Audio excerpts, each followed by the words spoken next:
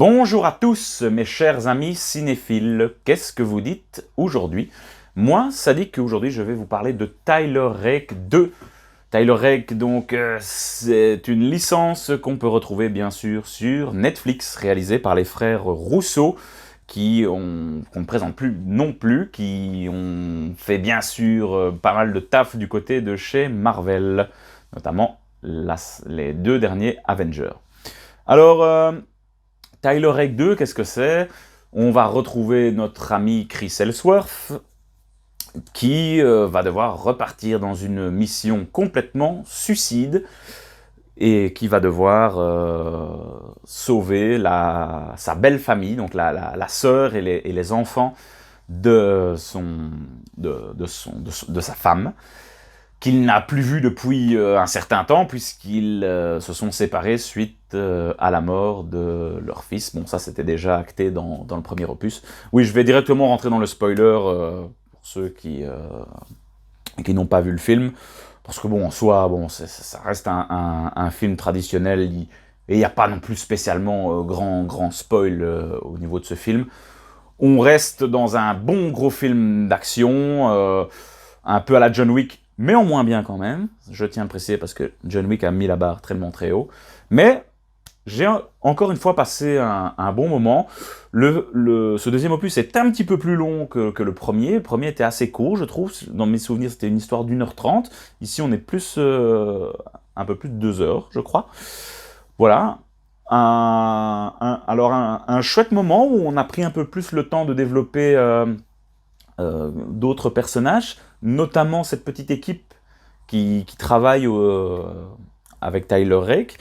Ils sont cette fois-ci, ils travaillent plus en équipe, où dans le premier, Tyler Rake était tout seul, et donc c'était aussi assez sympa de ne pas repartir exactement sur la même chose, même si il y avait quand même encore une fois pas mal de similitudes par rapport au premier, mais un chouette petit deuxième opus qui n'aura pas pour but de réinventer la formule, mais on est dans la bonne lignée du premier film, qui était, selon moi, pas mal.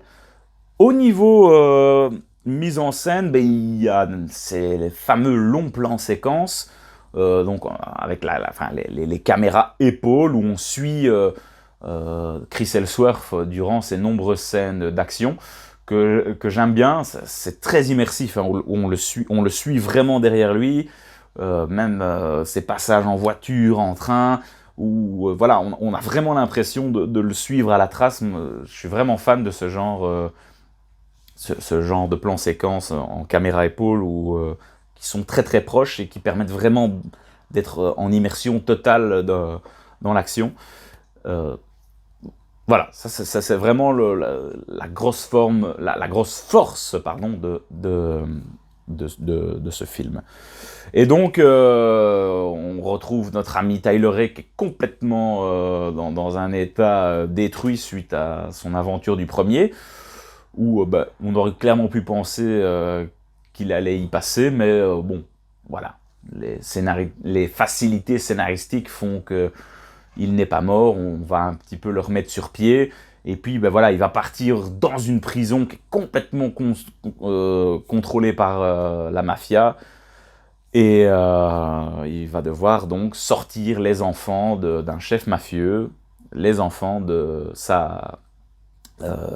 donc en gros de sa belle-sœur.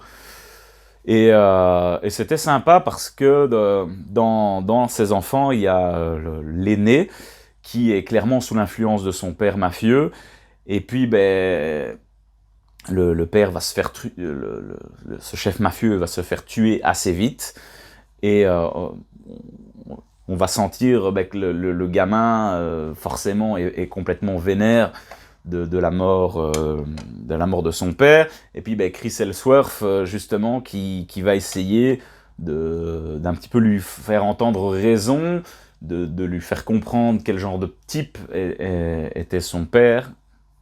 Et pendant ce temps-là, ils vont être poursuivis par son oncle, le frère, enfin c'était 2 frères en fait, hein, qui géraient cette mafia. Bon voilà, donc ils sont poursuivis par l'autre frère pendant tout le film. Et donc, tout ça pour dire que c'était assez chouette. On sait à quel point Chris Hemsworth, Tyler Rake était complètement détruit suite à la perte de son fils. Et donc, de revoir, il avait vraiment envie de s'impliquer et essayer d'entre guillemets, le remettre dans le droit chemin, même si c'était pas évident. Et à la fin, voilà, se finit un combat où Tyler Rake est complètement en lambeaux, sa coéquipière aussi, bon, voilà, ils vont quand même réussir à rester, à battre le méchant du film, et voilà, ça se termine un petit peu sur le fait, on va nous présenter, à mon avis, un troisième opus. Je pense que le Tyler Rake 3 a été confirmé.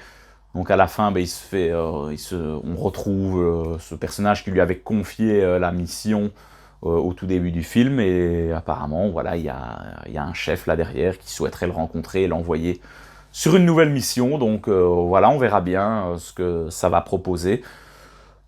En tout cas, personnellement, moi j'ai passé un moment plutôt agréable devant ce Tyler Rake 2 qui était assez chouette. Si vous n'avez pas aimé le premier, voilà, ça n'aura strictement aucun intérêt. Si c'est le genre de film d'action que vous aimez bien, je pense que vous serez clairement diverti par ce Tyler Rake 2. Voilà, donc foncez le voir, c'est sur Netflix, c'est disponible. Nous, on va se retrouver très bientôt sur la chaîne pour débriefer d'autres films, d'autres séries, il y a beaucoup de choses qui vont arriver. On se retrouve très bientôt les amis, salut, à très vite.